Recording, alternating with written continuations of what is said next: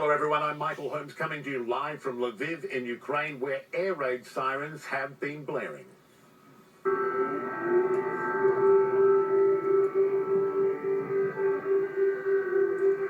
Sirens have also been going off in the capital, Kyiv, which was hit by at least 6 explosions in the early morning hours. Ukraine's foreign minister calling the strikes the worst in Kyiv since 1941, when Nazi Germany attacked. The government says this dramatic video shows one of its anti-missile systems shooting a Russian rocket out of the sky. We're also hearing troops blew up a bridge north of the capital to prevent a Russian column of troops from advancing. Across the country, many Ukrainians are inevitably and understandably terrified. Some families crowding into subway stations and bomb shelters with young children, trying to explain to them what's happening and make some sense of how the world has been turned upside down for them. EU leaders have been condemning the barbaric invasion, as they put it, and just announced harshest ever sanctions.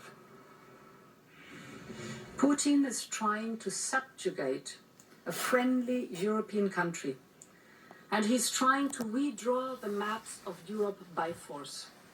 He must and he will fail.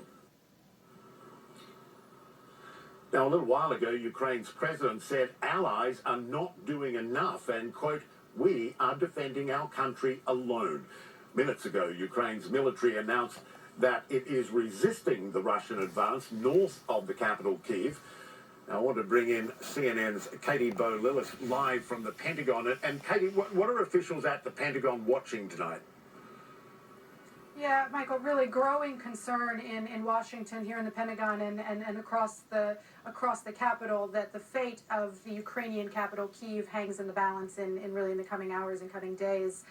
Senior U.S. officials, senior Biden administration officials briefed key members of Capitol Hill just this evening, telling them the disturbing news that the Russian forces that had entered into Ukraine from the north, from Belarus, were now just 20 kilometers from Kyiv, from the nation's capital. And of course, we understand Russian forces still holding an airport near Kyiv as well that could be used to airdrop in paratroopers, special operations forces that could gain access to Kyiv. Secretary of State Antony Blinken saying publicly today that the U.S. believes that Putin's intention is to encircle the city. Certainly, intelligence and defense officials at this point believe pretty firmly that Putin's intention is to try to topple the Zelensky government in Kyiv, and we understand from previous reporting, presumably replace it with some kind of Russia-friendly proxy government. So really tonight, all eyes on Kyiv and on the Ukrainian forces fighting to defend the capital and the country at large.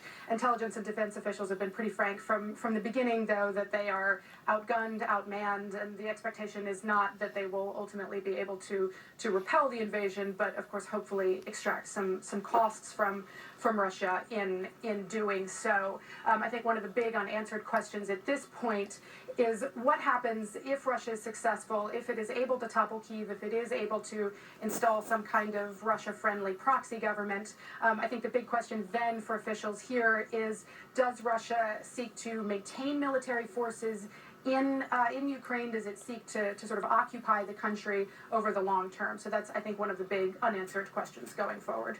Michael. Indeed, one of them. Yeah, Katie Bowe-Lillis at the Pentagon. Appreciate it. Thanks so much.